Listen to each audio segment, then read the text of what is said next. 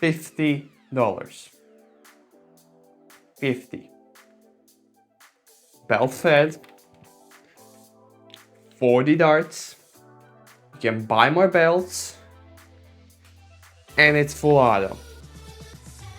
It's a Gatling gun, or a minigun, whatever you want to call it. Yeah, this thing is very good.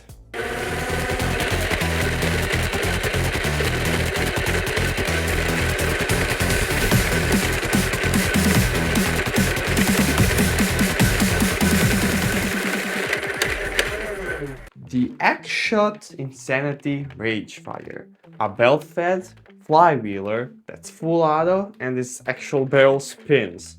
It's a very cool blaster for only $50 or even less nowadays. So let's get onto this blaster. I mean, there's a lot to talk about. Firstly, at the front, at the front, no insect barrel lock. Surprise, surprise, it is a rotating barrel and it does feel kind of cheap because it's made out of lighter plastic, but since this thing is spinning, that is fine. The actual top of the blaster has the handle, which is very comfy, but I will get to that on the actual design. You have the actual belt fitting system and like a bunch of dots. Basically, I'm going over the design if you couldn't tell. Also, there is a mismatch of the actual like barrel and the number of holes. Yeah, I'm never gonna be able to unsee that. But there's a lot of design, and this blaster also comes with a tripod, which I'll talk about, but it's not that useful. Spoiler. At the back, you of course have the X-Shot Insanity logo, which is on a different spot on the other side because of the battery door. So yeah. And the actual grip is like a dual grip, basically a Gatling gun grip, so it's pretty cool. There's not too much detail of the blaster, but it's already a unique shape, so not much detail that needs to be there. The actual ergonomics of the blaster are actually very good. The actual grip is fine enough to be holding with one hand, but it can flex a little bit, and holding it with two hands, it's not very hard. Even holding it like this is very easy. You can do it. The trigger also kind of is a part of the ergonomics because it is a bit different. It is a push and press down trigger. Basically meaning you push it to rev it, and then press it down after revving it to fire. Which works pretty well. Now when using it with one hand, you might kind of slip up after trying to fire the whole belt, but it's still a very nice trigger and it really works well. The front grip of the blaster is done really well, although it is a tad bit cheap, shown by this, but you won't feel it when using it because it's a two-axis actual grip. This pivots and the actual grip itself pivots, meaning you can angle the blaster and also angle your grip or your actual wrist. So it gives you a lot of control. You can angle it, you can change the way you use your grip, the way you grip it. Actually, it's very well made. Now, of course, it could be higher quality, but for what it is and at the price that this thing is, the grip is pretty good. You can also just hold it down here, and this works better if you want to actually like fire it more up to your line of sight. I wouldn't recommend that, it's a Gatling gun, but you can still do that, and it's very easy to hold this blaster in one hand over here because it's very well balanced. That is a very important thing with this blaster because you have 6 AA's powering the blaster back here and most of the electronics back here, so even with the long barrel it's very, very well balanced, which is really great. The actual function of the blaster is interesting, but still pretty much the same with other belt-fed blasters. You take your belt, unattached of course, and then you have to unlock the actual belt fitting system by pulling this switch down. like that. You just line up the actual chain with the two little guides that you can actually see, and then you just push it in there. Now this might be the hard part. You have to get it on the other side and pull it through, and then once it's aligned, you can lock it. Now it cannot freely rotate. If you do want to rotate it when it's locked, of course you can unlock it, but you can also just spin the barrel. So yeah, that works too. Then you can connect the actual chain together, and yeah, then it will just feed through. What is great with this chain is that you can disconnect it anywhere, and you can connect it with multiple different chains, which works really well. And you can buy those chains off of Amazon or Blaster Time, or probably their own site if they have it. It's very easy to actually deattach and attach the chain, so that works pretty well. And when you actually fire the blaster, well, it will rotate the actual chain from left to right, which is pretty normal. However, the chain does have one fatal issue, which is common with most chain-fed blasters that Dart Zone and Action have released. Okay, so here I have a fully loaded chain, and of course you can see that from one side it has the little holes. The actual blaster has a wheel up top which rotates and flings the darts in. Because the darts cannot have a too tight fit, because it wouldn't work well or as reliably, they result in doing this.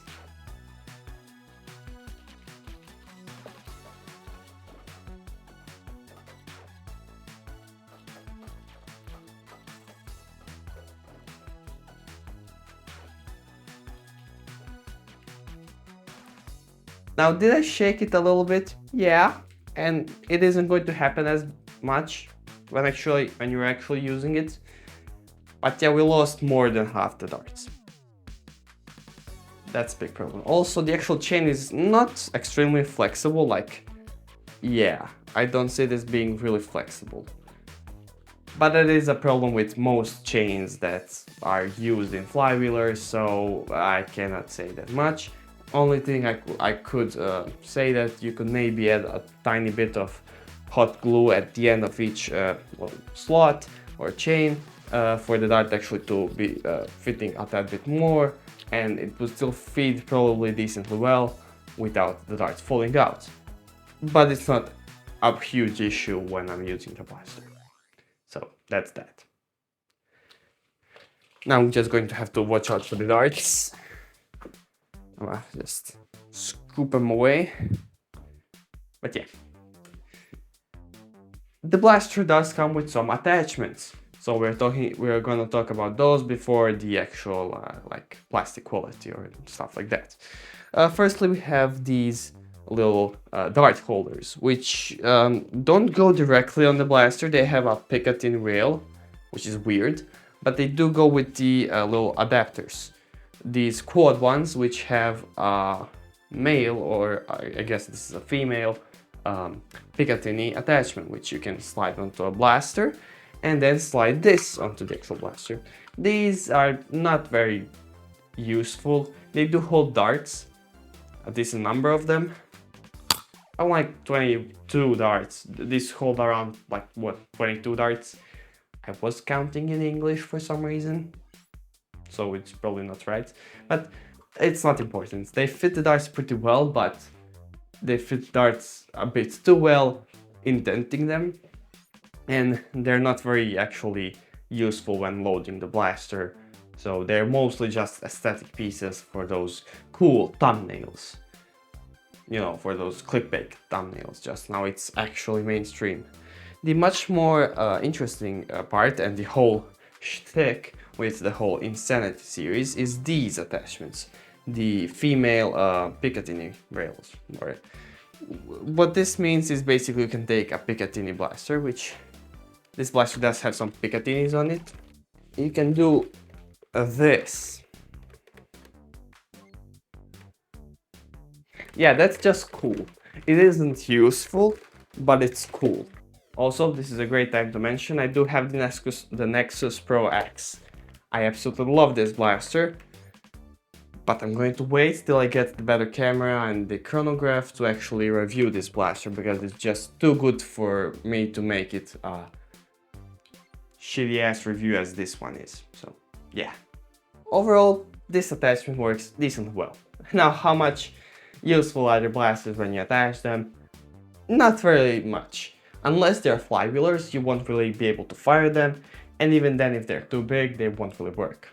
My favorite use for this is using the smaller ones, which come with the Horrorfire Doomsday, and then attaching a solo on it, actually giving you a decent grip, or an alternate grip, that also gives you one powerful, accurate shot, which is actually pretty useful.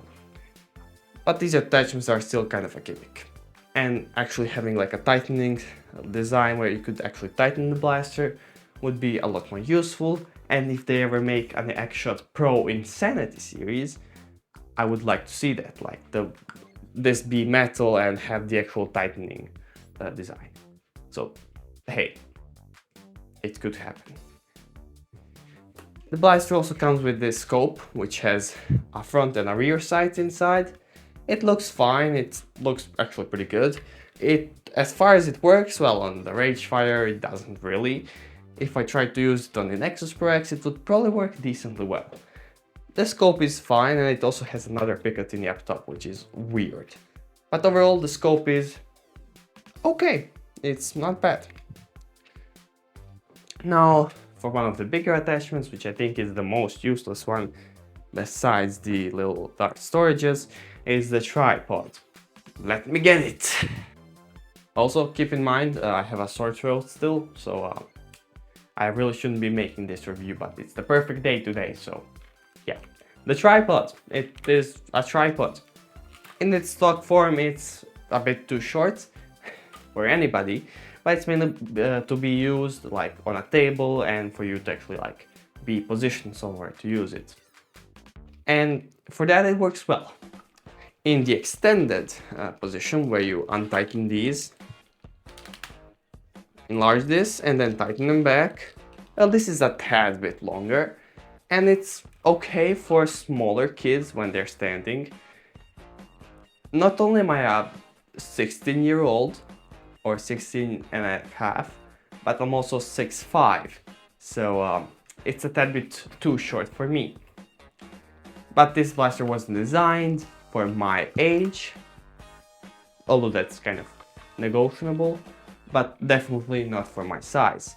It still works fine enough, and not like the blaster cost that much money, and it's still a cool little attachment, even though it sometimes does feel like it's gonna break. But it's still pretty good. Also, one thing to mention, the way it actually attaches on the blaster is you just take out the pin from the blaster on the side. Just take it out like that, you have the black pin. Then you line up the actual tripod with the insert, and then you put in the pin. This is a bit hard to do while standing, but hey, I'm gonna do it.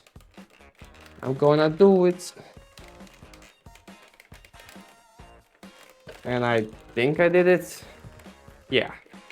And now it's attached.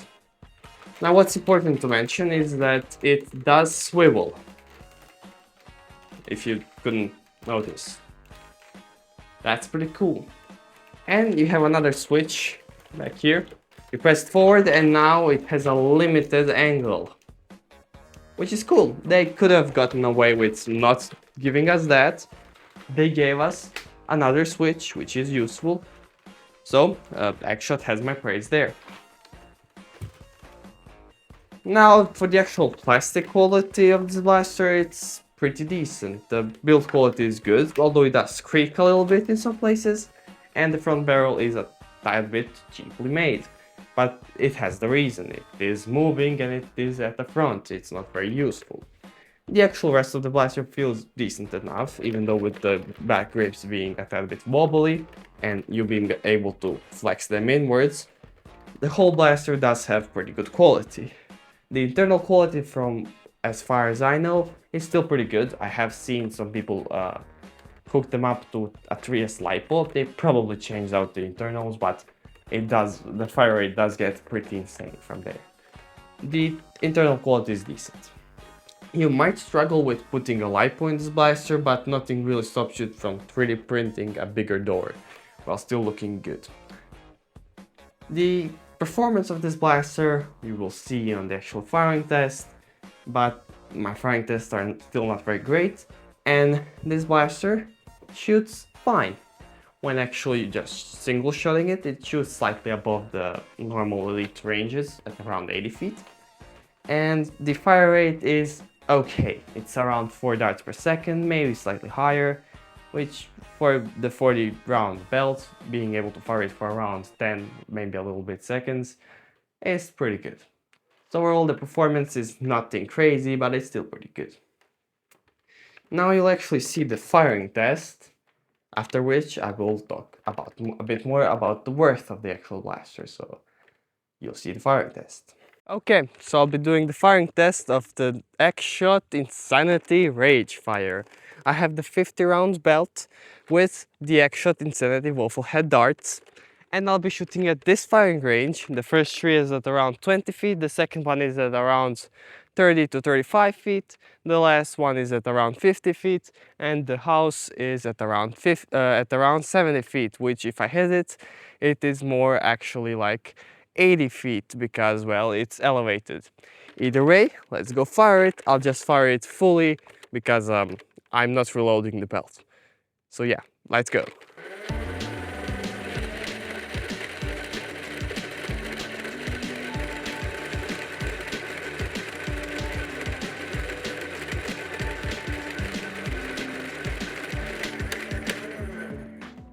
So, is this blaster worth it? Well, that really depends on how you like to use a blaster. If you like the heavy style and you like to sit down and fire a blaster, this blaster will probably be really great. If you like the mod blasters, giving them 3S LiPos, maybe increasing the chain length, this blaster can really be great. And to be fair, the blaster is not too expensive for what it is. So if you find it, you're mildly interested in it, and especially if you find it on a sale, which you can nowadays, I would honestly recommend you get it. It's not the greatest blaster, it's not amazing, it's not the greatest quality, and it still has some cons, mainly the plastic quality in some places. And it still has some cons, mainly plastic quality in some places and just the whole function and the chain of it. But the blaster is still really fun, and that's what really matters. With full-length blasters, you aren't really looking for performance anymore, you're just looking for fun and the actual like design, the gimmicks and stuff like that. Pro blasters still have gimmicks, but they're mostly performance. I still like them more, but the Rage Fire is just genuinely great and really fun, and you really will notice it once you get it.